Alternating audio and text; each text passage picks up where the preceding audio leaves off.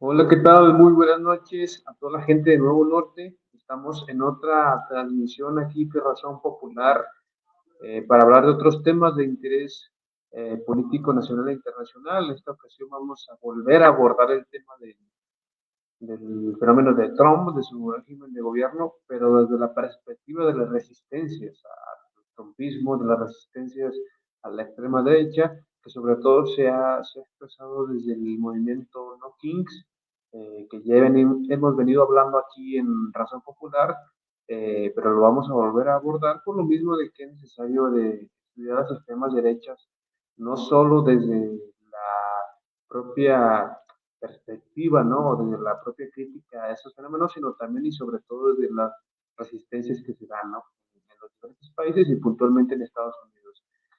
Muy buenas noches, Gabriela. ¿Cómo estás?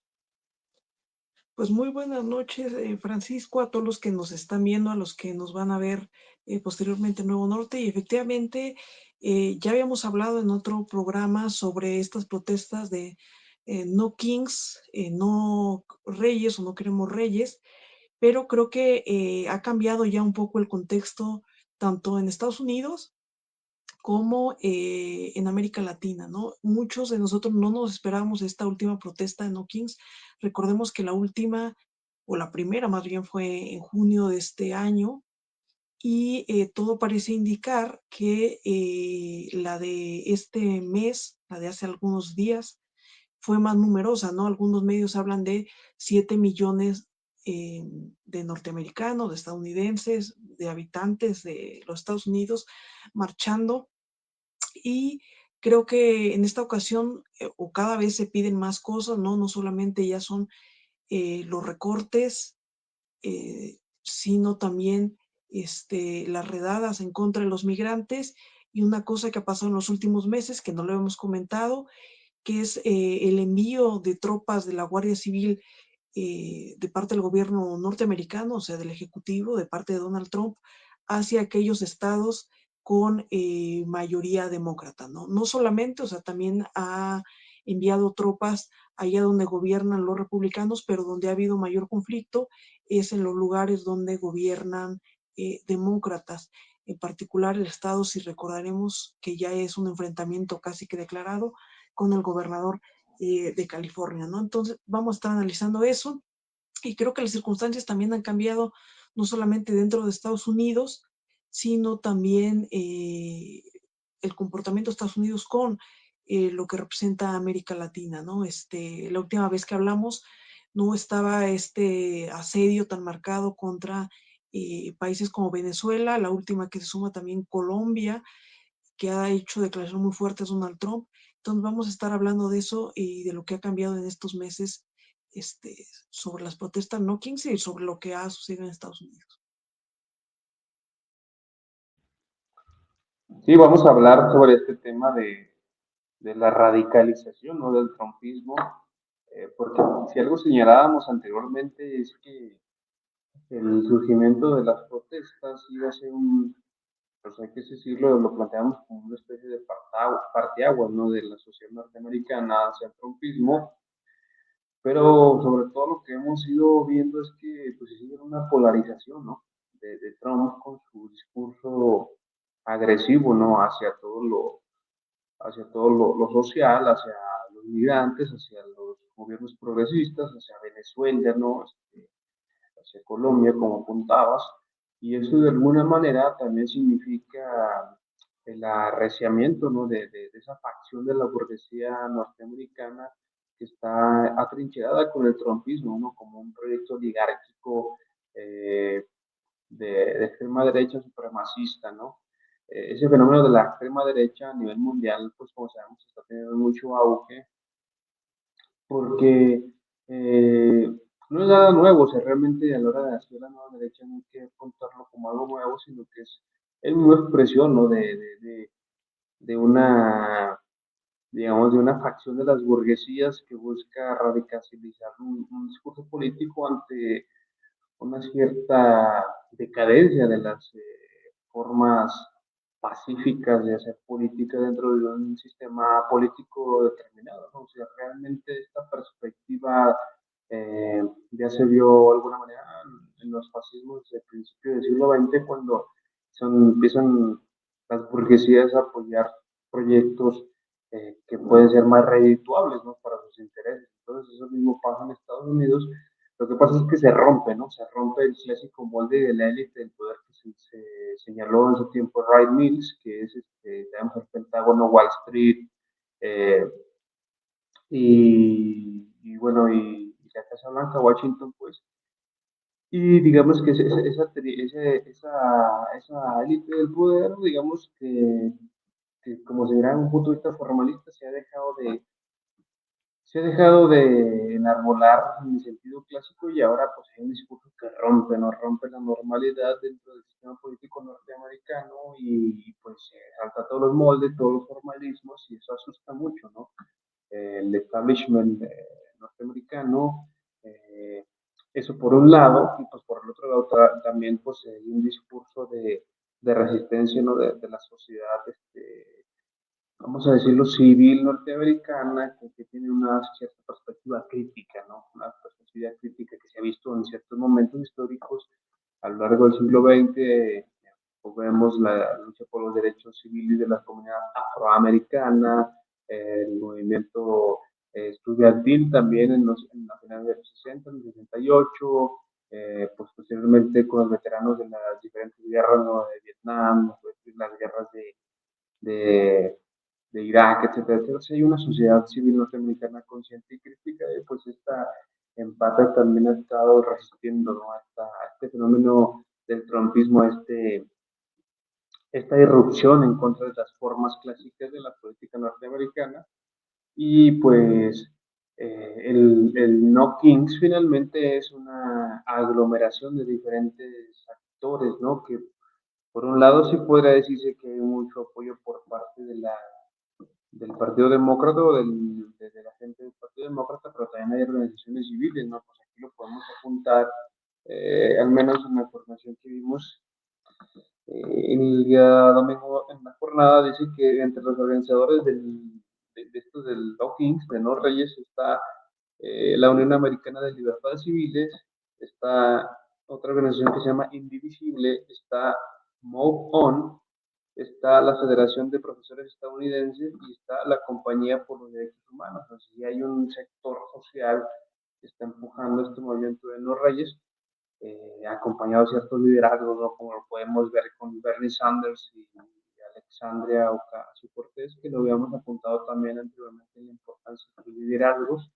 y que pues siguen pues, adelante, ¿no? De hecho, ahorita vamos a hablar un poco sobre el discurso de Bernie, ¿no? Que estuvo interesante también en la protesta en Washington, estuvo muy contundente, ¿no? Sobre todo hablando de esta América profunda, ¿no? Vamos a decirle un poco de esta América heredera de Lincoln, ¿no? Eh, que es un punto de vista más, pues, ahora sí que un punto de vista más social de los Estados Unidos, ¿no? Yo recuerdo alguna vez escribí un texto de Cortázar donde se nos dice Abraham Lincoln y toda esta perspectiva democrática, no democrática, sino democrática, que incluso el expresidente López Obrador miraba, ¿no? De Estados Unidos, de Lincoln. Entonces, vamos a hablar de ese discurso de Bernie, pero bueno, así a bote pronto, como siempre, doy un panorama breve sobre lo que significa este tema de este continuo movimiento dentro del panorama norteamericano y pues ahorita volvemos a abordar puntualmente el discurso de Bernie. Pues sí, fíjate que comentar una cosa, o sea, yo creo ahorita en México vivimos en una burbuja, ¿no? Afortunadamente para los que, pues incluso para los que hemos luchado mucho tiempo, algunos todavía estamos jóvenes, ¿no? Pero vivimos tiempos muy difíciles en su momento en México, ¿no? Yo recuerdo y ahorita estamos en un momento que podríamos llamar hasta cierto punto de tranquilidad en términos políticos, pero, y ya lo habíamos comentado en otras emisiones, pero si vemos alrededor del mundo, el panorama es completamente otro, ¿no? O sea, eh, no por ser pesimistas, pero sí me parece que en muchos lados domina el discurso de la extrema derecha, ¿no? De la extrema derecha.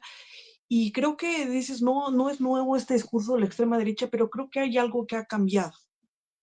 Por ejemplo, en Europa considero que la última vez que apareció la extrema derecha en forma de fascismo era porque había una cosa que se le oponía radicalmente y que buscaba un cambio social de dimensiones, pues sí, planetarias, ¿no?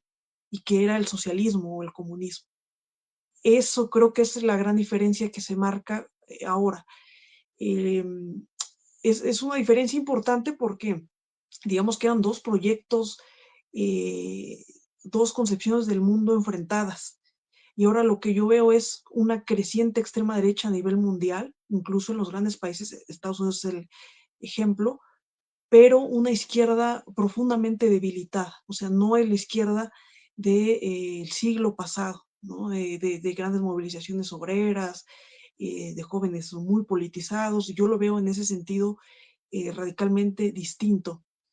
Y creo que en el caso de Trump es algo particular, porque si bien estábamos acostumbrados a los gobiernos liberales, o sea, liberales en el sentido más norteamericano del término, ¿no? De estos que respetaban las elecciones, pero que respondían de todos modos a los grandes intereses económicos, pero creo que se respetaban determinadas líneas, ¿no? Por ejemplo, no sé, los pactos con la ONU, este reconocimiento de que hay un cambio climático ocasionado por el hombre, una serie de libertades mínimas, ¿no? Civiles después de lo que fue la lucha por los derechos civiles, creo que unas mínimas libertades, un discurso que estaba muy mal visto políticamente y creo que con Trump eso cambia, ¿no? O sea, si bien sigue siendo un gobierno que responde a los grandes intereses como siempre ha sido, creo que esta vez se quitan las máscaras, ¿no? Porque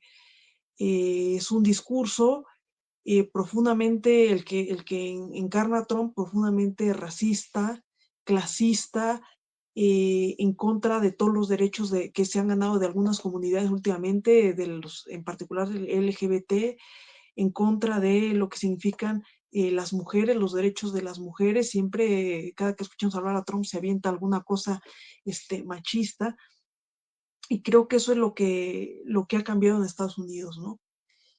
Y en esta marcha de No Kings, se reúnen varias cosas, porque tú bien lo decías, o sea, es la gente que de manera espontánea, pero también están las grandes figuras de la izquierda norteamericana de los últimos años, como es Bernie Sanders, ¿no? Que es un discurso, pues yo diría, para el entorno de Estados Unidos, profundamente radical, pero que aún así no ha logrado aglutinar a la gente, digamos, que debería, ¿no?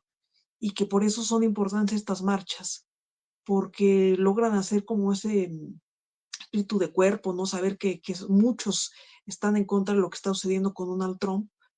Y el problema es que no está tan fácil, ¿no?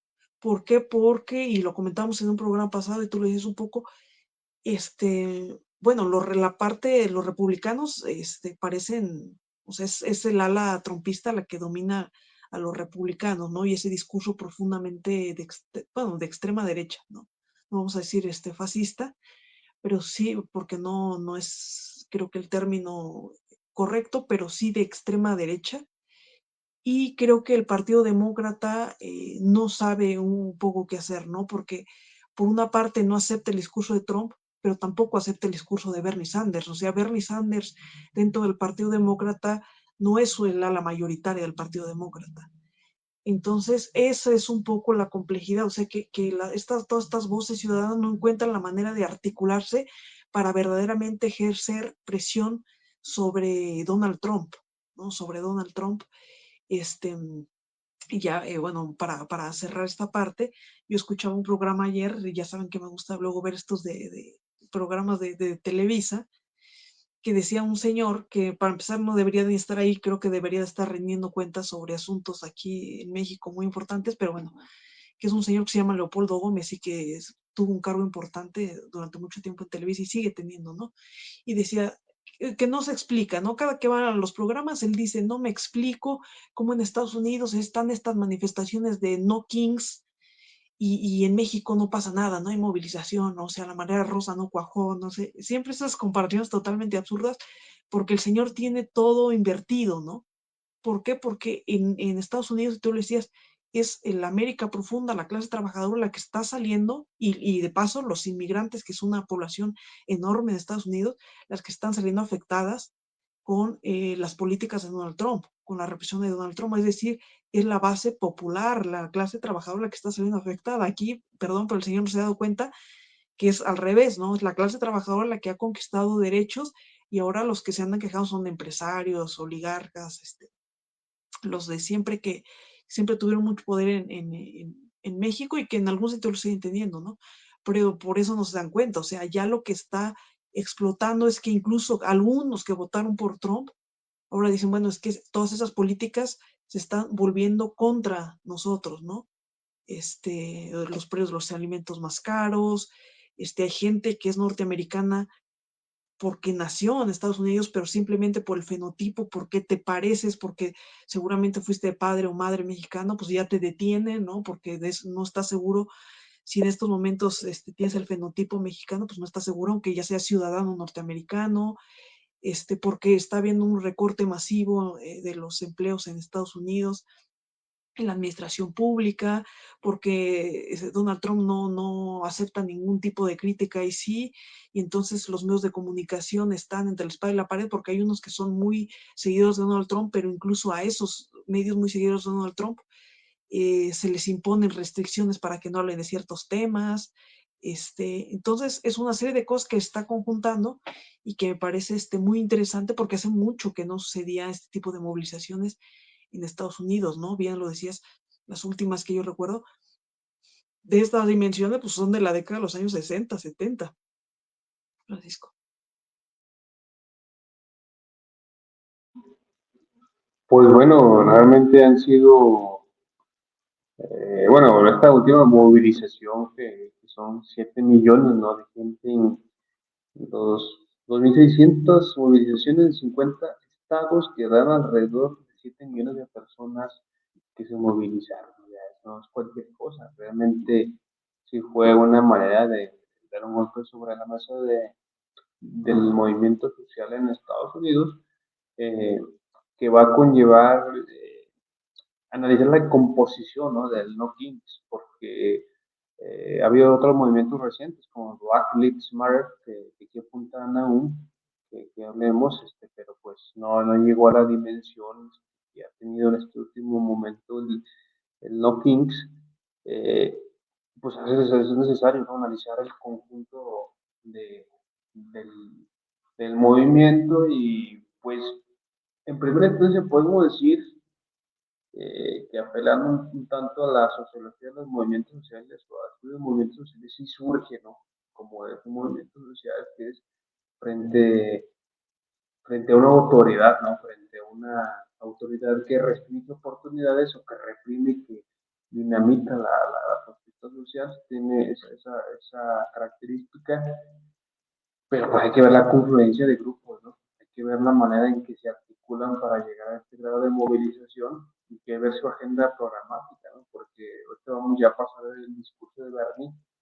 En primer lugar, podemos decir que es un discurso nacionalista norteamericano, pero a la izquierda, ¿no? También hay, eso es interesante también, ¿no? Porque siempre se considera que hay un nacionalismo, sí es mayoritariamente supremacista de Estados Unidos, imperialista, pero también hay un nacionalismo popular, ¿no? Por eso Howard Zinn en el, pues, el siglo pasado escribió su libro ese de la historia popular de los Estados Unidos, donde precisamente hace una radiografía de la historia de Estados Unidos, pero desde abajo, ¿no? Desde todos los movimientos sociales, la clase trabajadora de ese otro Estados Unidos que no se ve en las películas de Hollywood, que no se ve, digamos, en el American Wildlife, sino que está ahí desde otro punto de vista crítico, ¿no? Entonces, esto es América, Norteamérica, es necesario siempre también tomarlo en cuenta, ¿no? Porque de alguna manera tener que apelar al internacionalismo, ¿no? No creer que nada más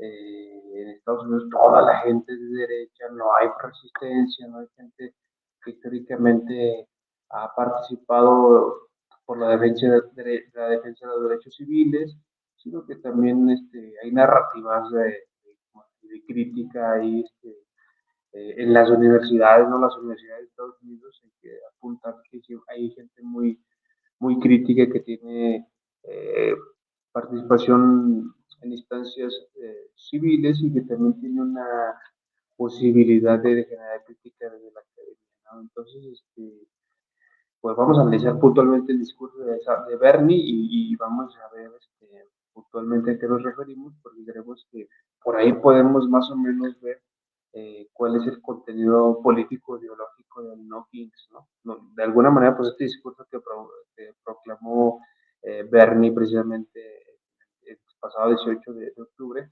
pues habla un poco de qué va este movimiento, ¿no? Pero bueno, vamos a ver. Como vemos, no sé si, bueno, pues aquí, bueno, no se alcanza a ver tanto, pero lo pueden revisar en la jornada, eh, este discurso de Bernie. Pero bueno, grandes rasgos vamos a ver. Aquí Bernie dice que, primera instancia, que dice que en 2025, en este momento de peligro en la historia estadounidense, nuestro mensaje es exactamente el mismo. No, presidente Trump, no creemos que usted ni ningún otro rey nos gobierne.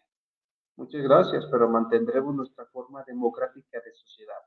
No avanzaremos hacia el autoritarismo. En Estados Unidos gobernaremos nosotros, el pueblo. Y luego ya empieza a narrar los peligros, ¿no?, de la democracia norteamericana. De manera nunca antes visto, ese experimento democrático se encuentra ahora en peligro. Está en peligro cuando tenemos un presidente que quiere más y más poder en sus manos y en las manos de otros oligarcas como él. Está en peligro cuando tenemos un presidente que afirma que las protestas pacíficas de Portland, Oregon, Chicago, Illinois son una insurrección y convoca al ejército del país, luego amenaza con arrestar a los alcaldes y a gobernadores que les registren.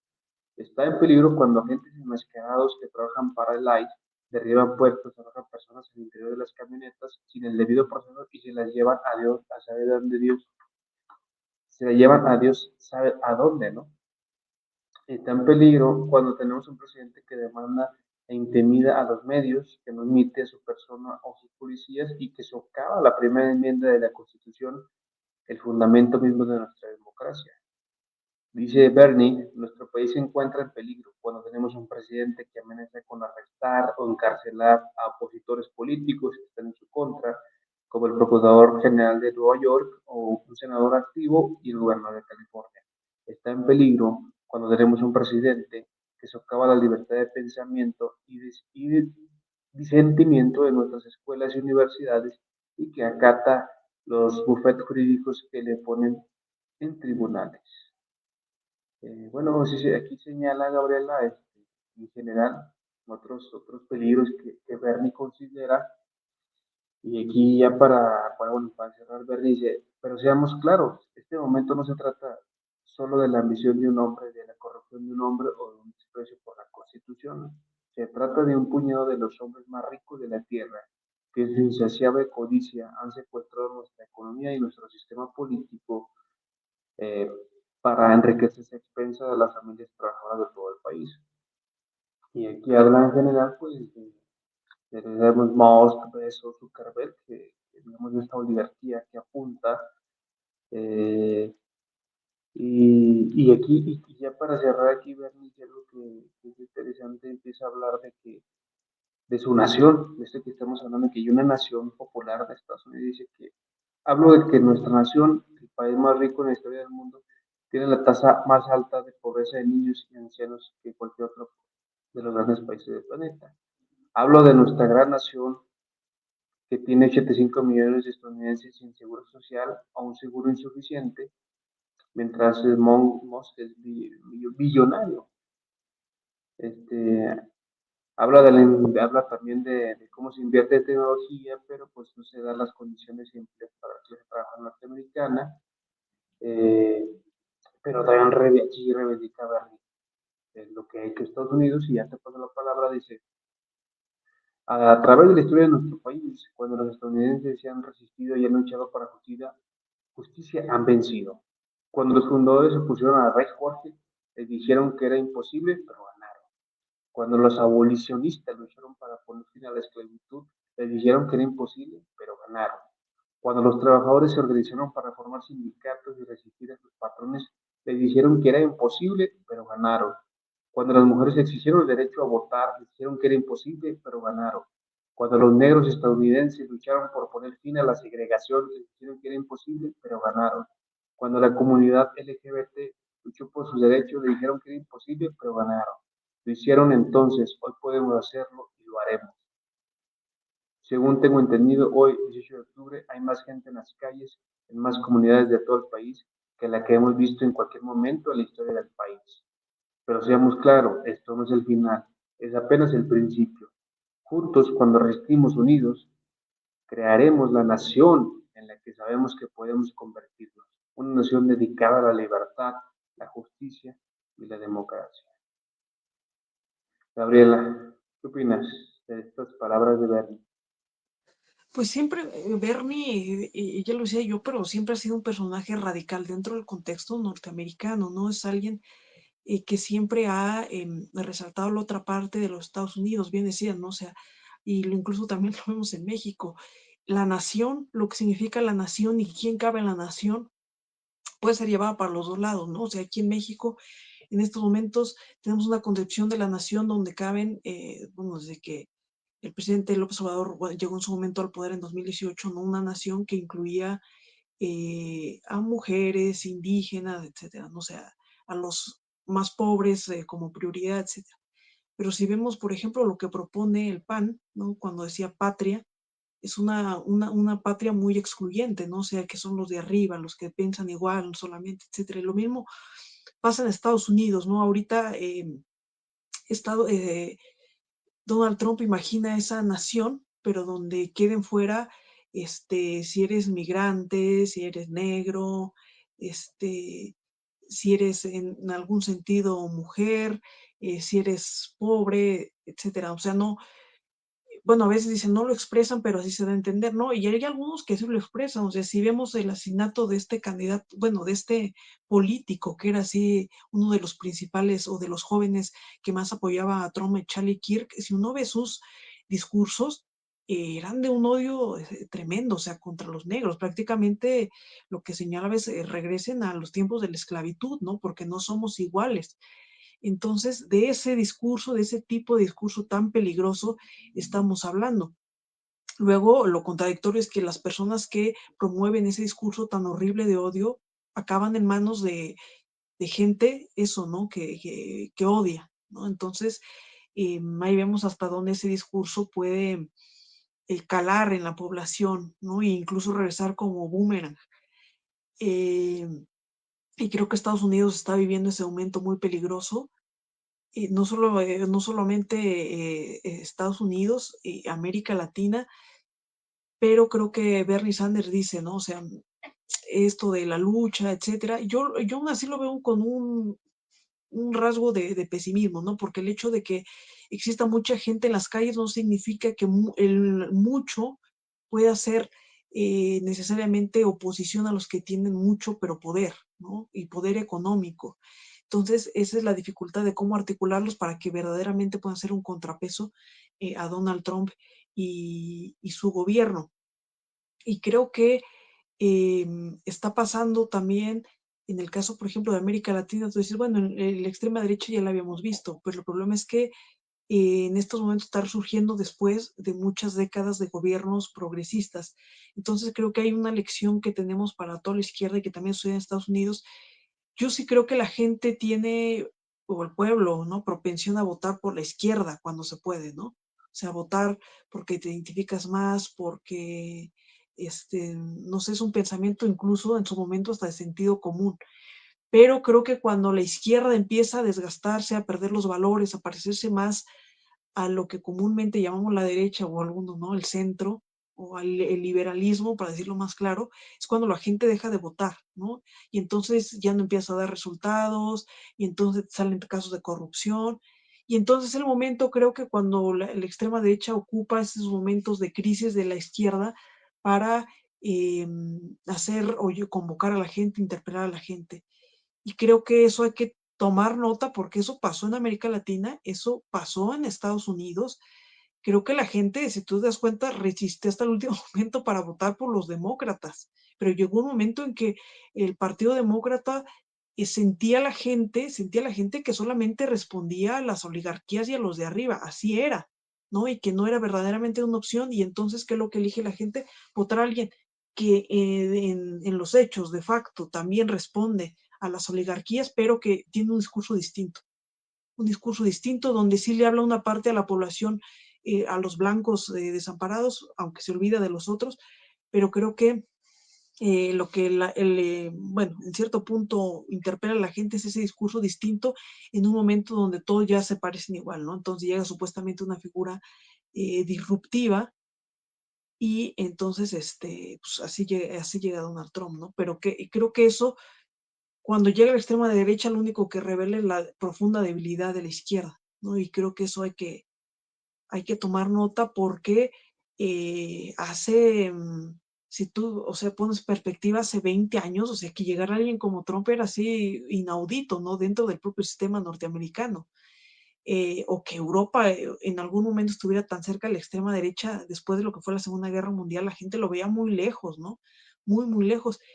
Y ahora, pues, es más, o sea, ahora lo que vemos lejos es la llegada o el triunfo de gobiernos ya no digamos de izquierda, sino medianamente democráticos, socialdemócratas, ¿no? Porque están muy desprestigiados en todos lados, y ese es el peligro, Francisco.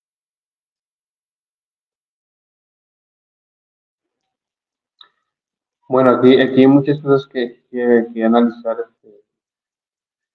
Sí, mira, por ejemplo, eso que apuntas, que yo dije al principio, sí, a lo que me refiero no es que no sea peligroso o que no sea una cuestión para criticar, realmente es un fenómeno de la extrema derecha que tiene que tener una crítica sistemática y una resistencia este, paulatina, ¿no? O sea, de lo que, pues como se va expresando, sobre todo cuando llega en el gobierno, ¿no? A lo que me refiero es que son fenómenos que se repiten cuando bueno, al menos en paralelismo al fascismo, que bueno, que es una expresión mucho más radical todavía que la extrema derecha, que está teniendo mucho auge últimamente, este, pues son fenómenos digamos, de proyectos de facciones de la burguesía, ¿no? Cuando sobre todo que emergen cuando las socialdemocracias o los regímenes reformistas fallen, ¿no? A su vez que emergen cuando hay un auge del comunismo como en el siglo XX o en la actualidad cuando hay gobiernos progresistas que están dando un proyecto alternativo al hegemónico, ¿no? Aquí una cuestión interesante para analizar, y eso lo analizaremos en otro momento, es que en el siglo XX, por ejemplo, el fascismo surgió como una respuesta así de crítica al reformismo, por ejemplo, de la República de Weimar en Alemania, pero también como una contrapuesta a la Unión Soviética, ¿no? Entonces ahorita estaría interesante, por ejemplo, ver eh, a qué se opone a su vez de criticar, por ejemplo, en Argentina Milei, pues una respuesta, una reacción al kirchnerismo, en Brasil el bolsonarismo es una crítica al proyecto de Lula, así sucesivamente, ¿no? Es como una respuesta inmediata, pero a su vez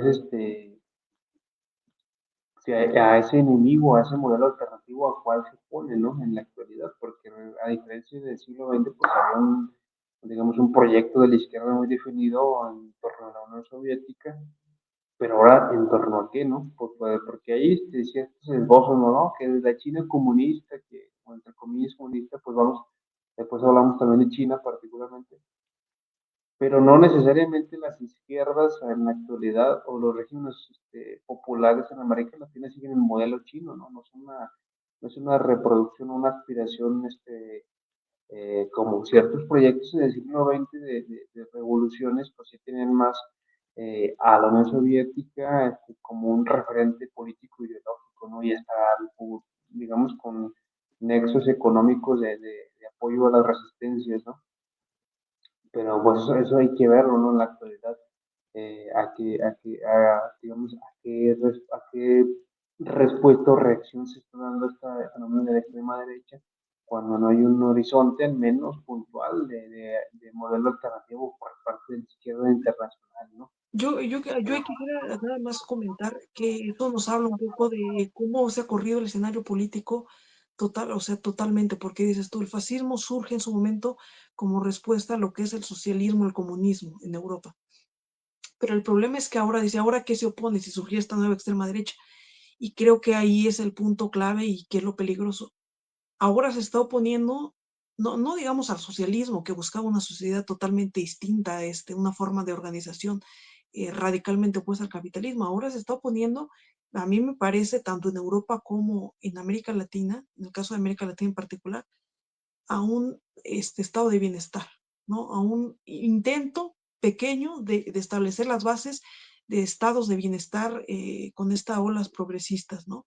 Y en Europa es lo mismo, o sea, ya no, en Europa ya no se manejan los grandes discursos, lamentablemente, ¿no? De la izquierda, del socialismo, pero lo que hace la extrema derecha creo que lo que quiere es desmantelar lo que queda del estado de bienestar en Europa. Y en el caso de América Latina, desmantelar los intentos, los mínimos progresos en cuanto a la construcción de un estado de bienestar a partir de los gobiernos progresistas de la década de los 2000 para acá, ¿no? Y eso es lo peligroso porque ahora cambios más pequeños, unos pequeños modificaciones a favor del pueblo o de la clase trabajadora, ahora causan unas reacciones profundamente radicales, pero de la extrema derecha, ¿no? O sea, ahora en América Latina desde hace mucho tiempo nadie está proponiendo otro nivel, otro modelo económico, pero incluso esas pequeñas ayudas sociales es a lo que se opone radicalmente la extrema derecha, ¿no?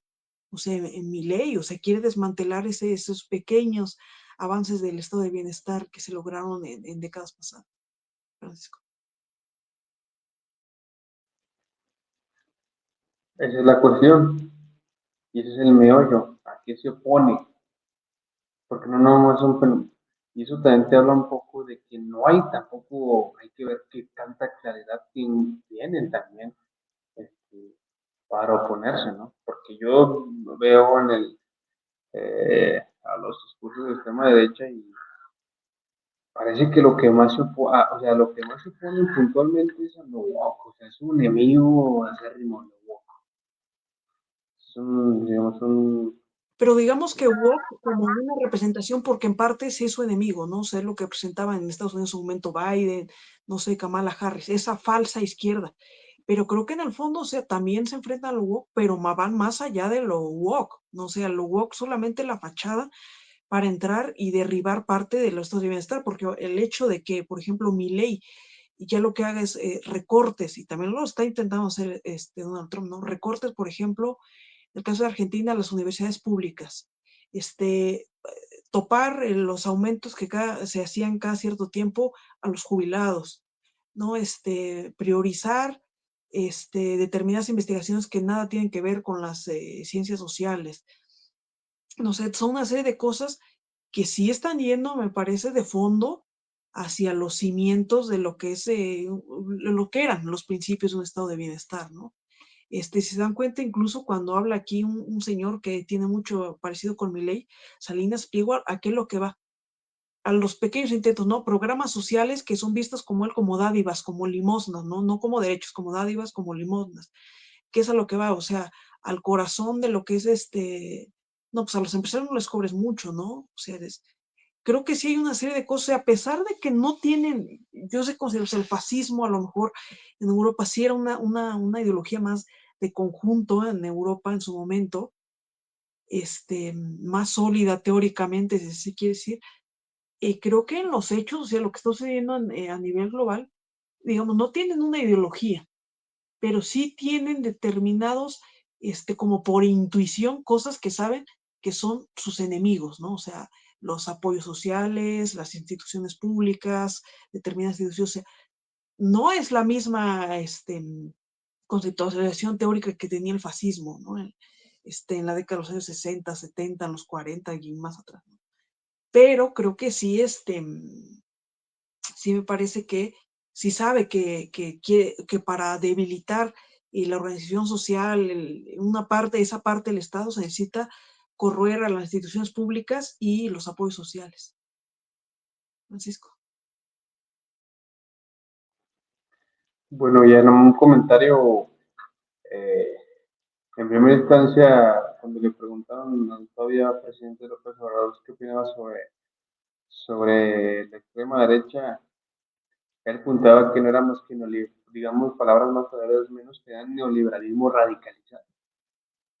Entonces, es un neoliberalismo radicalizado, desmantelamiento del Estado, desregulación de la economía, avance a partir de los recortes de los servicios básicos, de la agenda del Ahora, neoliberalismo. En esa parte, yo, por ejemplo, yo no, yo sí yo creo, creo, yo ahí difiero un poco, mira, yo te voy a decir, te voy a explicar por qué, porque yo sí creo que es neoliberalismo remasterizado, por ejemplo, en el caso de, vamos a caso con que es Milei, pero es neoliberalismo remasterizado más algo más.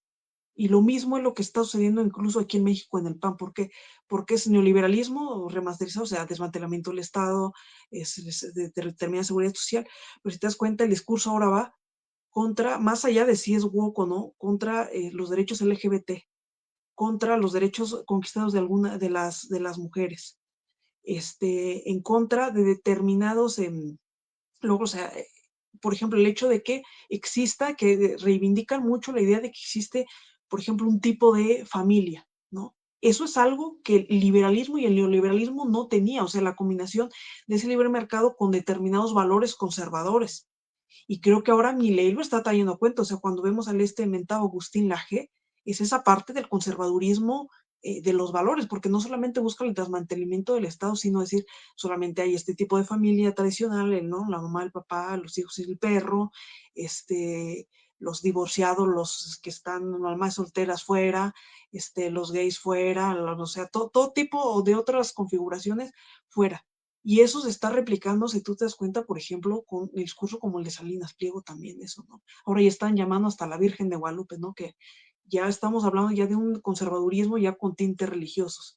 En Estados Unidos me parece que Trump es un poco lo mismo, ¿no? sé, es neoliberalismo 2.0 más este discurso de los negros son menos que nosotros, los gays son, no sé, una payasada, o sea, discursos muy, muy radicales en términos de conservadurismo y discriminación. Y creo que por eso difiero un poco con el presidente López Obrador en términos de sí neoliberalismo, pero sí lo veo como que se están corriendo hacia el lado de sumar neoliberalismo más conservadurismo que no tenía el neoliberalismo, vamos a decir, más clásico de Reagan y de Thatcher, ¿no? O de Pinochet. Bueno, Pinochet es otra excepción, ¿no? Que ese sí. Pero digamos de Thatcher y de Reagan, Francisco.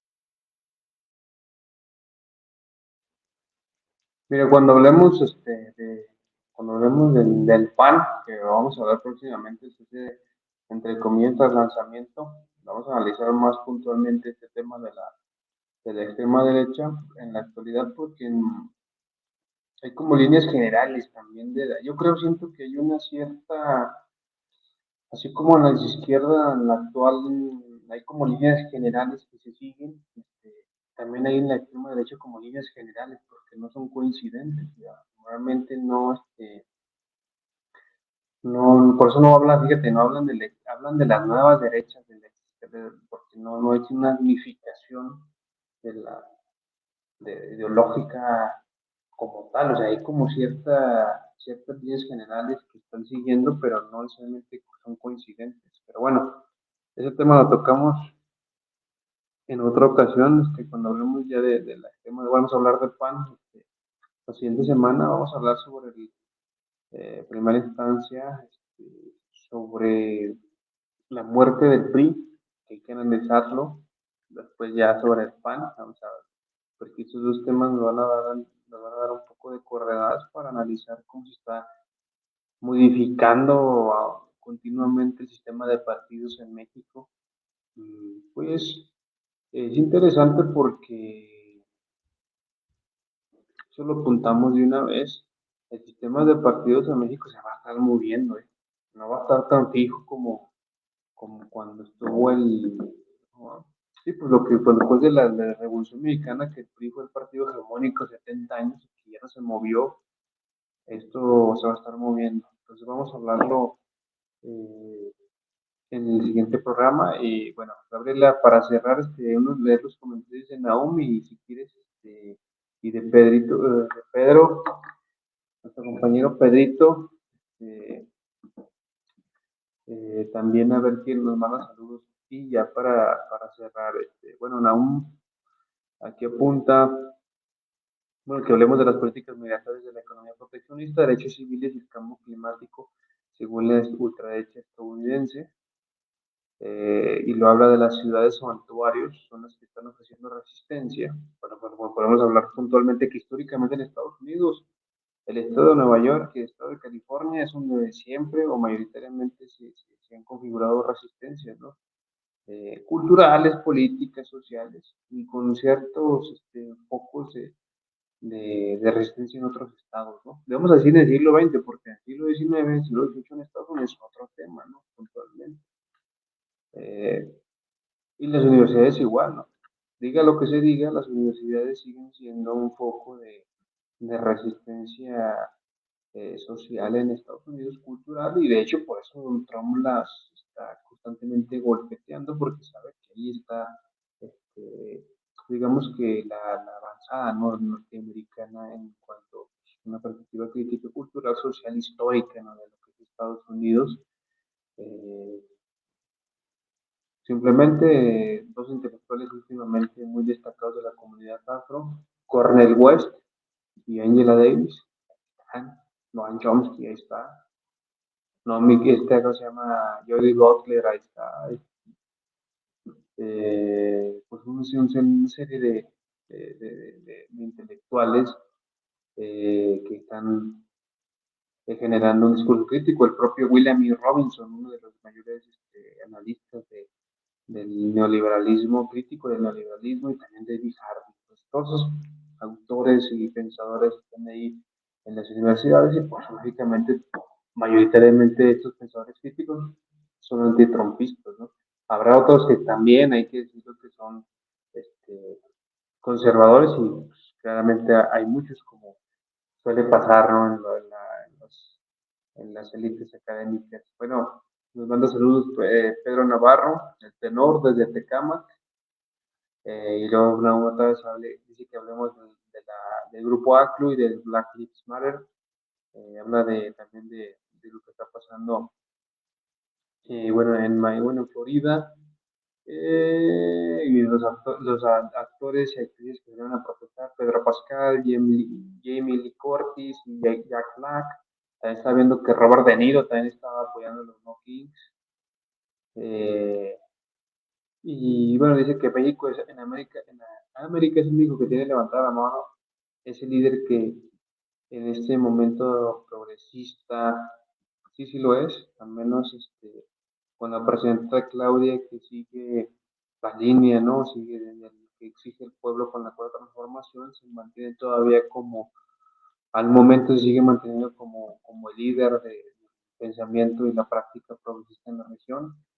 Y yo diría que sí es cierto esta parte de que en el mundo, ¿no? O sea, realmente no hay tantos experimentos de izquierda como para decir que hay otro, ¿no? Realmente sí es realmente uno de los proyectos nacionales que tienen mayor éxito en el mundo, y por eso se tiene que estar protegiendo, se tiene que estar en un proceso de autocrítica que permita que se siga enarbolando, ¿no?, a largo plazo. O sea, no es una cuestión de estar ahí creando orillas, sino que lo tienes que estar puliendo, porque los procesos históricos no son tan sencillos como se ve, ¿no? Como señalan los autores, cuando se analizan las coyunturas, a veces las coyunturas son momentos donde décadas se condensan y se transforman las cosas, y hay momentos en que el tiempo social pueden pasar décadas y no pasa nada. Nosotros en el sexenio pasamos momentos de condensación del tiempo donde cambiaron mucho las cosas y todavía está ahí, por eso pues, creemos que eso va a estar permanente, pero no, de repente se cierra la coyuntura y vámonos a la congeladora de la historia y no sabes cuándo vuelve a pasar otra coyuntura. Entonces, no es cualquier cosa, ¿no? Pero bueno, ya vamos aquí a hablar comentamos algo del PAN, pero bueno, eso lo vamos a hablar cuando hablemos del relanzamiento del PAN. Bueno, Gabriela, ya para cerrar, ¿qué puedes comentar de lo que los comentarios y en general sobre este tema de las resistencias a las derechas en Estados Unidos. Pues mira, cerrar con algo importante, ¿no? En estos momentos creo que Donald Trump está asediando a dos que en su momento fueron emblemas. Bueno, en su momento más, sobre todo Venezuela, fue un emblema del progresismo y ahora lo está intentando debilitar, ¿no? Está muy debilitado eh, en los hechos, ¿no? Me parece que el gobierno de Nicolás Maduro, y eso lo está aprovechando Donald Trump, y me parece que está a un paso de lo que significa una invasión militar, ¿no? Ahora ya está metido también con el presidente de Colombia, Gustavo Petro. Pero creo que me gustaría cerrar con algo muy importante, ¿no? Por el número de habitantes que tiene México, por la cantidad de apoyo que tiene, creo que en estos momentos es el país con el país, o sea, más importante en cuanto a un, vamos a decir, experimento o en donde gobierna la izquierda, ¿no? O sea, Brasil también con Lula es también el otro país de los más grandes gobernados por la izquierda, pero me parece que en un momento de mucho mayor debilidad que lo que fue el primer mandato de Lula, ¿no? O sea, ahora está muy constreñido por lo que significan todas las presiones de Estado, de todas las presiones, perdón, empresariales, y me parece que Bolsonaro sí le deja a Lula un Brasil muy distinto, ¿no? Más a la derecha, con gente que sí en este tiempo se hizo gente pobre, humilde, que se hizo conservadora en este tiempo, ¿no?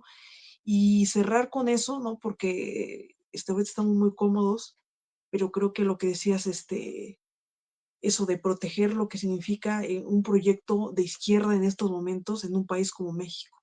Y creo que por eso es el momento de la autocrítica, porque precisamente esa autocrítica va a ser lo que permita conservar ese proyecto por mucho más tiempo en un mundo donde parece girar a la derecha. Y nada más hace un buen apunte que casi los medios internacionales no lo están tomando, que es que Japón tiene después de mucho tiempo una primer ministro de extrema derecha, ¿no? Y lo que reivindican muchos, no, es que es la primera mujer, sí, pero es que el ser mujer, el ser hombre no es un atributo positivo en sí mismo, ¿no?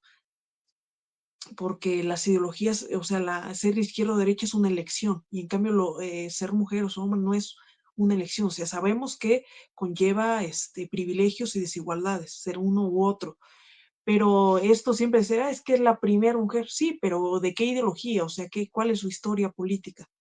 Y entonces en Japón llega por primera vez una primer ministro mujer, pero de extrema derecha, con lo que eso significa para Japón, ¿no? O sea, profundamente nacionalista y profundamente belicista, y recordemos a dónde nos llevó eso el siglo pasado, ¿no? La Segunda Guerra Mundial. Entonces, bien dicen, o sea, esa extrema derecha está en auge en Asia, con excepción efectivamente de lo que significa China, pero en Asia, en Europa y en América Latina y Estados Unidos, bueno,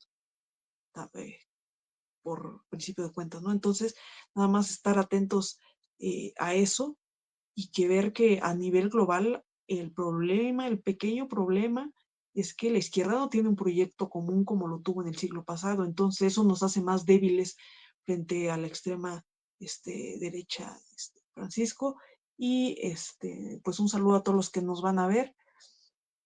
Darío nos envía un saludo, el camarada Darío desde la Ciudad de México. Creo que la izquierda de Estados Unidos deben de desmarcarse en la élite del Partido Demócrata, Obama, los Clinton, los más representativas, si en verdad quiere concentrarse en una alternancia, sí, de la ultraderecha, sí, o sea, hay que deshacerse porque la gente piensa que es más de lo mismo, ¿no? O sea, otra vez los Clinton, Obama, o sea, por eso perdió el Partido Demócrata, y creo que eso pasa incluso, Francisco, a nivel global. O sea, si tú en el discurso de izquierda a nivel global siguen metiendo otra vez a Pedro Sánchez, a Boric, o sea, todo eso confunde a la gente, porque es precisamente esa izquierda, y lo digo con todo el respeto, pero es la izquierda que no queremos. O sea, Pedro Sánchez, desde mi punto de vista, y el Partido Socialista Obrero Español no representan absolutamente nada a la izquierda, y la gente de España lo sabe. O sea, lo sabe, la gente está harta de ese partido que es hasta el que impuso las reformas neoliberales en su momento. No fue el Partido Popular, sino el Partido Socialista Obrero Español, ¿no? Entonces hay que desmarcarse de esa, pues no voy a decir basura, pero de esa gente con una profunda ambigüedad ideológica, Francisco. Y te envío un saludo y a todos los que nos van a ver. Por eso hay que analizar también este punto que hizo Darío es interesante, porque pues sí, lógicamente no puedes creer que con esta izquierda eh, acoplándose a la agenda puntual y coyuntural, ¿no? Es como, por ejemplo, hay una izquierda de este corte que cree que por ya nada más apoyar ciertas demandas como que están ahorita en el ámbito público, con eso basta, ¿no? Por ejemplo, yo he visto mucho que la izquierda del PSOE con el hecho de repudiar no sé, lo que pasó en Palestina ya basta para que se, digamos, se renueve, ¿no? Como una izquierda, pero O sea, no, no, eso. no basta porque hay que ser congruentes hacia el exterior, pero también al interior, ¿no? O sea, eso es fundamental, o sea, el repudio sí al genocidio en Palestina, sí, pero adentro, ¿qué estás haciendo? Estás imponiendo las mismas reformas neoliberales que perjudican a la clase trabajadora. No, y ahorita que hablas de España, siguen en crisis económica y sigue la clase obrera española sufriendo el neoliberalismo de la transición española, ¿no?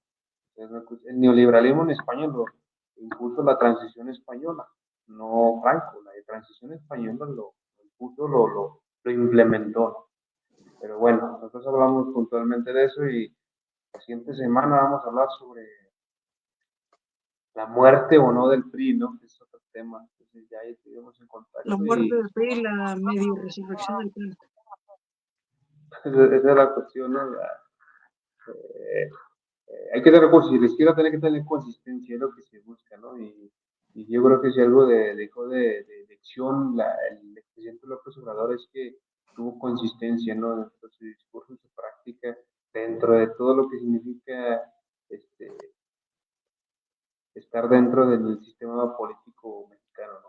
Pero bueno, entonces aquí estamos, nos vemos a la próxima, muchas gracias a que nos vieron, que nos van a ver, y estamos en contacto, Gabriela, que nos vemos, hasta luego, bye. Luego,